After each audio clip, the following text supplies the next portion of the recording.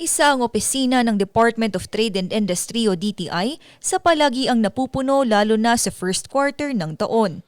So maraming nagre-renew ng kanilang mga business permit and sinasabay na rin nila yung renewal o di kaya pag bagong business sila, yung new registration ng kanilang business name registration. So expected talaga na first quarter and fourth quarter of the year talagang maraming kliyente pumupunta.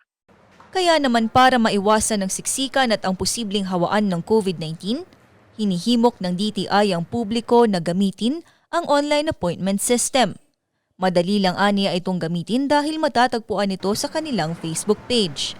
So ang gagawin lang ng mga clients namin, pumunta po sila sa Facebook page ng DTI Baguio Benguet at meron po sila makikitang button doon na nakalagay yung Book Now. Pipili po sila kung anong klaseng transaksyon sa business name registration ang papayagan or gusto nilang gawin at merong schedule na lalabas kung anong oras sila papasok. Ang ilang negosyanteng ayaw makipagsiksikan, natutuwang may ganitong sistema na. For DTI appointment online can be very helpful for business owners, especially now na pandemic. We want to minimize our contact with other people as much as possible. Bukod pa sa Facebook appointment system, mayroon pang inihahandang online booking system.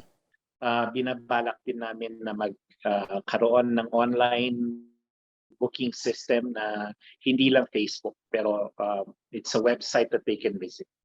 Ayon sa DTI, bibigyan pa rin ng serbisyo ang mga walk-in client, pero mas magiging prioridad ang mga mayroong online appointment. Jade Abelador para sa Luzon Headlines.